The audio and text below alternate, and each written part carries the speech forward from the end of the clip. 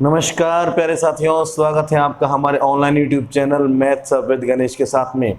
जैसा कि हम लोगों ने पूरी प्रश्नावली 2 तक ये पूरा सफ़र तय किया है और प्रश्नावली 3 की ओर चल रहे हैं, जिसमें आज हम बात करने वाले हैं 2 चर वाले रैखिक समीकरण युग्म प्रश्नावली 3.3 के अंतिम 3 प्रश्न संख्या 5, 6 और 7, जिसमें हमारा 5वां प्रश्न आपके सामने है। देखिए यहाँ पर है कि एक आयताकार बाग जिसकी लंबाई चौड़ाई से 4 अधिक है, इसका अर्धपरिमाप 36 मीटर है, तो इसकी विमाएँ ज्ञात कीजिए। देखिए विमाएँ क्या होती हैं? विमाएँ होती डायमेंशनल, अर्थात उसकी लंबाई, चौड़ाई, ऊंचाई जो भी इस आकृति में होगी वे सभी हमें विमाओं के रूप में कही जाती हैं। जैसे आयत में केवल लंबाई और चौड़ाई की बात करी जाती है, तो यहाँ पर विमाओं से तात्पर्य उसकी लंबाई और चौड़ाई से होगा। तो यहाँ पर 2 चर वाले रैखिक समीकरण हैं। 2 चरों में हमको 2 चर माने हैं, माना उसकी लंबाई और माना इसकी चौड़ाई हैं। इसकी लंबाई को x और चौड़ाई को y। देखिए माना आयताकार बाग की लंबाई x तथा चौड़ाई इसकी क्या हो जाएगी? y हो जाएगी। देखिए ध्यान देंगे, लंबाई चौड़ाई से 4 अधिक है, तो प्रश्नानुसार हम कह सकते हैं कि लंबाई चौड़ाई से 4 अधिक है, तो लंबाई और चौड़ाई में अंतर कितने का है? 4 का होगा। आप चाहे तो इसको डायरेक्टली कर सकते हैं कि x बराबर लंबाई कितनी है? x कोमा आ गया तो बराबर चौड़ाई से 4 अधिक चौड़ाई कितनी है? y, इससे अधिक कितनी हुई है? 4। तो y प्लस का इधर जाएगा तो क्या हो जाएगा? x माइनस वाई बराबर 4। ये हमें क्या मिल जाता है? समीकरण नंबर 1 हमें प्राप्त हो जाता है। अब इसके बाद बात करते हैं का अर्धपरिमाप 36 मीटर है। देखिए आयताकार बाग का अर्धपरिमाप, आयताकार बाग का अर्धपरिमाप कितना है? 36 मीटर है। तो देखिए यहाँ पर पूरा परिमाप कितना होता है? 2 गुणा लंबाई प्लस चौड़ाई, और आधा कह रहा है तो इसका आधा कर देंगे, बराबर कितना मिलेगा आपको? 36 प्राप्त हो जाता है। बराबर देखिए 2 से 2 कैंसिल, और L का मान कितना है? L का मान होता है x, लंबाई है x प्लस चौड़ाई कितनी है? y, बराबर क्या मिलता है? 36। समीकरण नंबर 2। देखिए जब इसमें सवाल में उसने किसी प्रकार के ग्राफ का हमसे कोई जिक्र नहीं किया है, तो इस दिए गए प्रश्न को हम ग्राफ विधि से हल नहीं करके इसे प्रतिस्थापन विलोपन से हल करते हैं, जो आगे आने वाले प्रश्न में हमें सॉल्व करना है, या उसकी व्याख्या हम आगे आने वाले इस प्रश्नावली में करेंगे, प्रश्नावली 3.3 में, जहाँ पर प्रतिस्थापन से जुड़े कई सारे सवाल करने वाले हैं। लेकिन यहाँ पर इसे देने का उद्देश्य क्या है?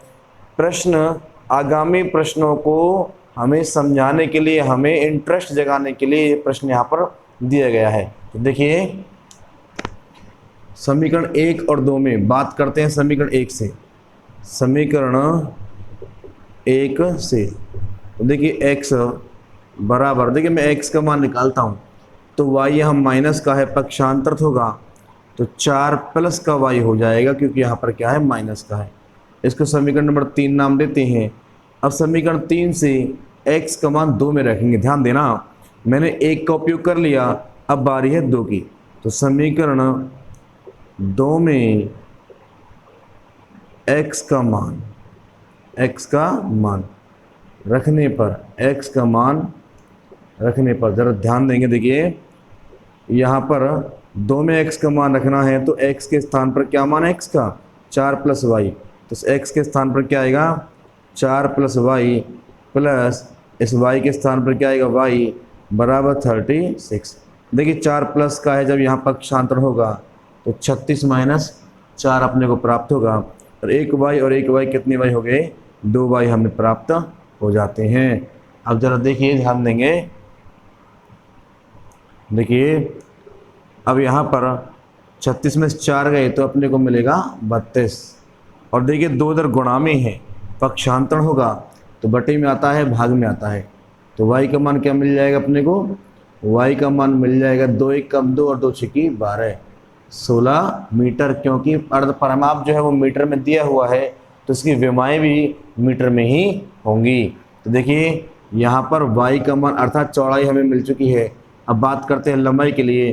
देखिए एक का उपयोग कर लिया है हमने समीकरण 1 का, समीकरण 2 का उपयोग कर लिया है, बारी है अब समीकरण इस 3 के उपयोग की। तो देखिए समीकरण 3 में y का मान रखने पर, समीकरण 3 में y का मान रखने पर, तो देखिए 3 क्या है, ये रहा x बराबर 4 प्लस y के स्थान पर क्या आ रहा है 16। तो देखिए x बराबर 16 4 कितना आएगा 20 मीटर। तो हमें यहाँ पर क्या प्राप्त हो जाता है 20 मीटर लंबाई इसकी प्राप्त हो जाती है। तो लंबाई जो है वह 20 मीटर और चौड़ाई जो है वह 16 मीटर हमें यहाँ पर प्राप्त होती है। तो इस प्रकार से हम इस प्रश्न को कंप्लीट करते हैं। इसके बाद हम चलते हैं हमारे प्रश्न संख्या 6 की ओर। आप चाहे तो इसे एक बार देख लीजिए।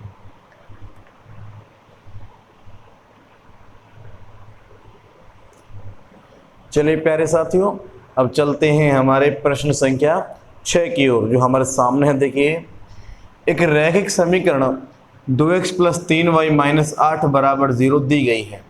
हमें एक रैखिक समीकरण दी हुई है, दो चरों का एक और ऐसा समीकरण लिखिए जिसके लिए मान ऐसे प्राप्त हो। कैसे, नंबर 1 प्रतिच्छेदी, नंबर 2 समांतर रेखाएं और नंबर 3 समपाती रेखाएं। जैसा कि हम लोग जानते हैं प्रतिच्छेदी के लिए जो कंडीशन होती है ना, वह a1/a2 बराबर नहीं होनी चाहिए b1/b2 के। तो इसके लिए पहले समीकरण को लिखते हैं। देखिए 2x + 3y - 8 = 0। मैं यहाँ पर दूसरे समीकरण के लिए एक लाइन छोड़ देता हूँ, या फिर यहाँ पर कंडीशन लिख लेते हैं। शर्त क्या है, देखिए शर्त है कि a1/a2 बराबर नहीं होना चाहिए b1/b2 के।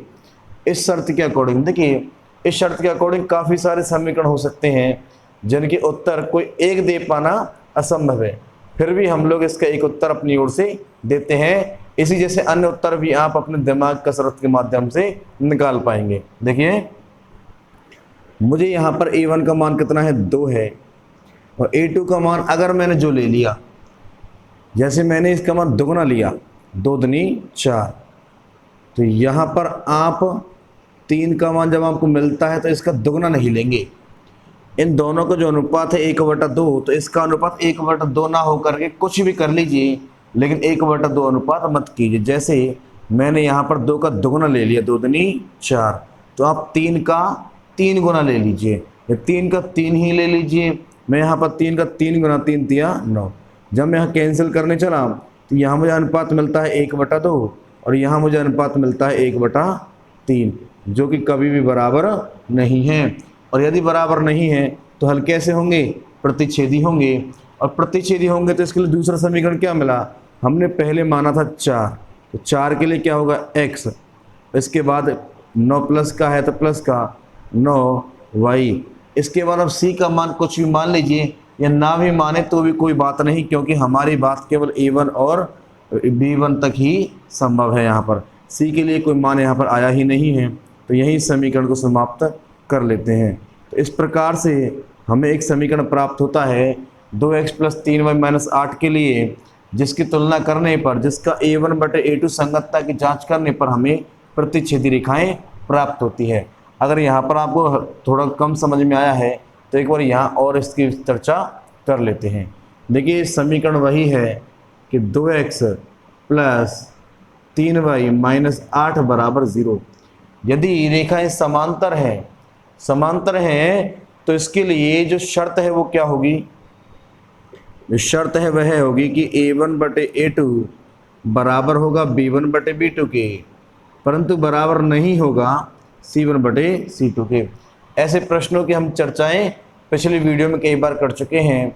देखिए यहाँ पर a1 b1 c1 के मान आपको दिए हुए हैं 2 3 और -8। देखिए हमें यहाँ पर ये दोनों बराबर लाने हैं, तो इसका तात्पर्य क्या होगा कि इन दोनों का अनुपात सदैव समान रहेगा। यदि मैं 2 का दुगुना लूंगा तो 3 का भी दुगुना लेना पड़ेगा। देखिए 2 का दुगुना कितना होगा, 2 दूनी 4, 3 का दुगुना 3 दूनी 6। यहाँ पर आप बराबर नहीं कर सकते, ये अपने को बराबर करना है, लेकिन ये बराबर नहीं करना है। तो जो इन दोनों में दुगुना लिया है तो इसमें 3 गुना ले लीजिए, 8 तिया 24। देखिए तो 2 एक कम 2, 2 दूनी 4 बराबर, 3 एक कम 3, 3 दूनी 6 बराबर नहीं है, 8 एक कम 8 और 8 तिया 24, वो भी माइनस का। देख लीजिए बिल्कुल हमारी कंडीशन को फुलफिल करती हैं। तो यहाँ पर समीकरण क्या बनेगा, पहला मान हमने क्या लिया था 4x, इसके बाद प्लस 6 आया था 6y, उसके बाद क्या मिल रहा है हमको प्लस का 24 बराबर 0। एक बात का विशेष ध्यान रखें, हमारे लिए बराबर में 0 है, तो यहाँ दूसरे समीकरण के लिए भी बराबर में क्या रखेंगे, 0 ही रख देते हैं। तो यहाँ पर हमें एक ऐसा समीकरण प्राप्त होता है तो दिए गए समीकरण के लिए कैसा होगा, समांतर रेखाएं प्रदर्शित करेगा।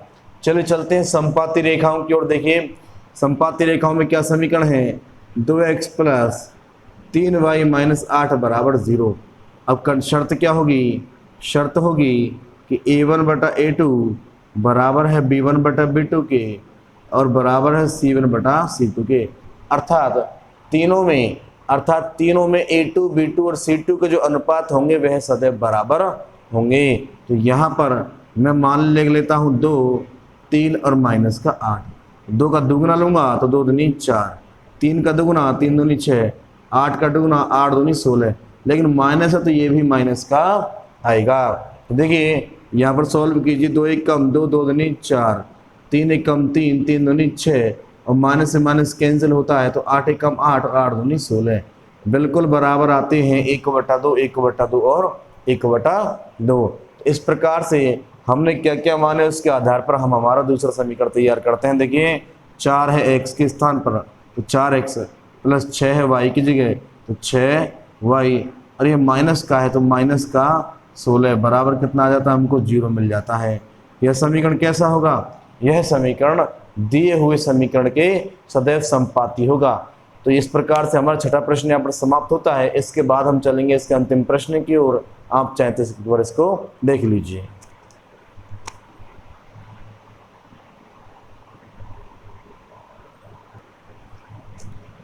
चलिए साथियों चलते हैं आज के सेशन के अंतिम प्रश्न संख्या 7 की ओर। प्रश्न है समीकरणों x माइनस वाई प्लस 1 बराबर 0 और 3x प्लस 2y माइनस 12 बराबर 0 का ग्राफ खींचिए। x अक्ष और n रेखाओं से बने त्रिभुज के शीर्षों के निर्देशांक ज्ञात कीजिए और त्रिभुजाकार पटल को छायांकित कीजिए। देखिए बोर्ड में एक दो बार ऐसा प्रश्न पूछा गया है और मानना यह है कि यह प्रश्न महत्वपूर्ण श्रेणी का प्रश्न है, तो इसकी आप रिवीजन इसका जो रिवीजन है वह बार बार करें, जिससे आपको बहुत लाभ मिलेगा। देखिए यहाँ पर बात करते हैं पहले समीकरण की, तो x माइनस वाई प्लस 1 बराबर 0 और दूसरा समीकरण है 3x प्लस 2y माइनस 12 बराबर 0। ठीक है, देखिए यहाँ पर x को रख लेते हैं यहीं x, अब बराबर देखिए सबसे पहले माइनस वाले को भेजेंगे तो माइनस का y है, पक्षांतरण होगा तो ये हो जाएगा प्लस का y, ये प्लस का 1 है, पक्षांतरण होगा तो ये हो जाएगा माइनस का 1। इस प्रकार से यहाँ पर हमारा पक्षांतरण पूरा होता है और यहाँ निकालते हैं दो मान। नंबर 1 y बराबर 0 पर तो x का मान क्या मिलेगा, x बराबर y के स्थान पर 0 रखेंगे, माइनस का 1 तो कितना मिलता है आपको, माइनस का 1 प्राप्त हो जाता है। नंबर दूसरा देखिए y बराबर, इस बार हम रख लेते हैं y का मान 1 यहाँ पर, तो y का मान रखते हैं 1 पर। देखिए x बराबर y का मान 1 माइनस 1 कितना मिलेगा आपको, आपको मिल जाता है 0। तो देखिए एक सारणी बनाते हैं इसकी, इस सारणी के अकॉर्डिंग जो मान है वो 2 मिले हैं तो ऊपर x नीचे y, हमेशा ऊपर x रखेंगे सारणी में, नीचे की ओर y रखते हैं। तो देखिए y का क्या क्या मान है, 0 और 1, तो 0 और 1 और 0 रखा तो x का मान मिलता है माइनस 1 और y का मान 1 रखा है तो x का मान मिलता है 0। इस प्रकार से एक समीकरण का मान हमने यहाँ पर प्राप्त कर लिए हैं। अब चलते हैं दूसरे समीकरण को। देखिए यहाँ पर x को रखेंगे तो x के साथ गुणांक में है 3, तो यहाँ पर बराबर लगा करके बटे लगाइए और बटे में पहले 3 को ही लिख देते हैं। अब यहाँ ढक लीजिए और देखिए इसमें माइनस का कौन है, माइनस का है 12, इधर जाएगा पक्षांतर होगा तो मिलेगा प्लस का 12। अब बचा प्लस का 2y, जब पक्षांतर होगा तो माइनस का 2y। यहाँ पर ये हमको प्राप्त हो जाता है।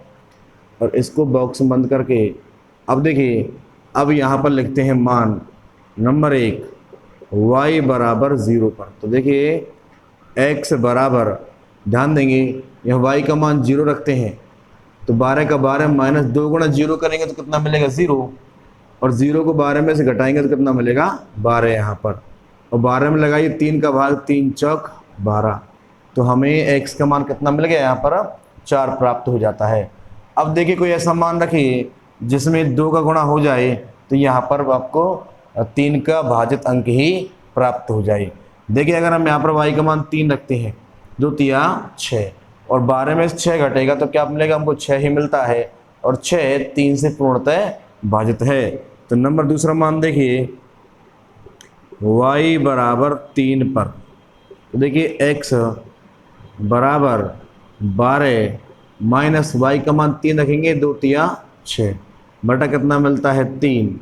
तो देखिए 12 में से 6 गया तो कितना मिलेगा 6 बटा 3, 3 दूनी 6। तो अब इसकी टेबल बनाते हैं। देखिए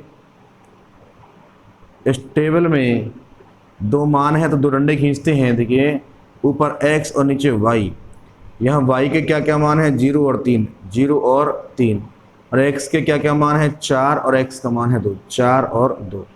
तो चलते हैं अब इसके ग्राफ की ओर। देखिए ध्यान देंगे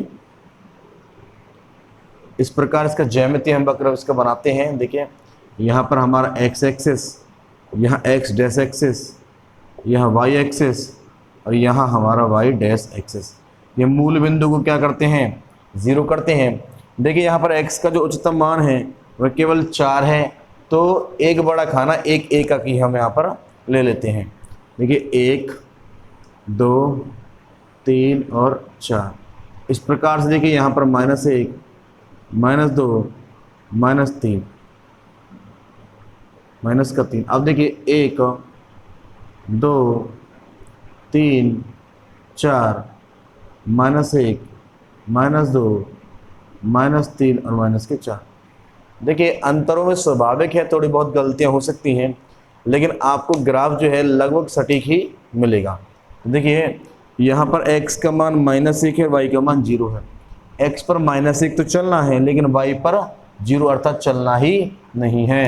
तो x पर -1 ये x एक्सिस है, यहाँ पर ये प्लस का 1 और ये रहा माइनस का 1, तो हमें केवल इसको डिनोट करना है। इसके बाद देखिए ये हो गया। अब चलते हैं x पर 0 और y पर 1, तो y पर चलना है 1 और x पर 0, x पर चलना ही नहीं है, y पर कितना चलना है प्लस का 1। देखिए यहाँ माइनस का 1 है y पर, ये रहा प्लस का 1, तो ये देखिए इन दोनों को मिलाते हुए एक रेखा हम यहाँ पर खींच लेते हैं। इस प्रकार से हमने यहाँ पर एक रेखा खींचते हैं इनको मिलाते हुए, और इसका जो समीकरण है वह लिख लेते हैं x minus y plus 1, x minus y plus 1 बराबर कितना आता है यहाँ पर 0 प्राप्त हो जाता है। अगला देखिए x पर 4 है और y पर 0 है, तो x पर 4 चलना है और y पर कितना चलना है 0, तो y पर चलना ही नहीं है, तो x पर ये आ गया हमारा 4। अब देखिए x पर चलना है 2 और y पर चलना है 3। देखिए x पर कितना चलना है 2 चलना है और y पर कितना चलेंगे हम 3 चलेंगे, लगभग यहाँ पर हम चल देते हैं। देखिए अगर हम बात करें ना तो इसका जो ग्राफ है वह 2,3 पर ही प्रतिच्छेद करेगा। तो अगर हम इस लाइन को ठीक से बनाते हैं तो ये लाइन हमारी इसी प्रकार से मिलेगी, लगभग इस प्रकार से हमारे यहाँ पर एक रेखा हमको प्राप्त हो जाती है। इस रेखा का जो समीकरण है वह समीकरण इस रेखा पर लिख देते हैं 3x प्लस 2y माइनस 12 बराबर 0। तो यहाँ पर इस प्रकार से 2 समीकरण हमको प्राप्त होते हैं। अब इसने हमसे कहा है कि इस त्रिभुज के शीर्षों के निर्देशांक ज्ञात कीजिए। तो इन शीर्षों के बिंदुओं को यहाँ पर लिखते हैं नंबर P, Q और R। तो इसके निर्देशांक देखिए, यहाँ पर x पर है 2 और y पर है 3, 2,3 यहाँ पर। r का देखिए, r के लिए x का मान है 4 और y का क्या मान होगा 0। क्यू के लिए देखिए x का मान है -1 और y के लिए क्या होगा 0। तो हमसे त्रिभुज के शीर्षों के निर्देशांक पूछे गए थे। तो देखिए त्रिभुज पी क्यू आर के निर्देशांक तो क्या मिलेंगे, पी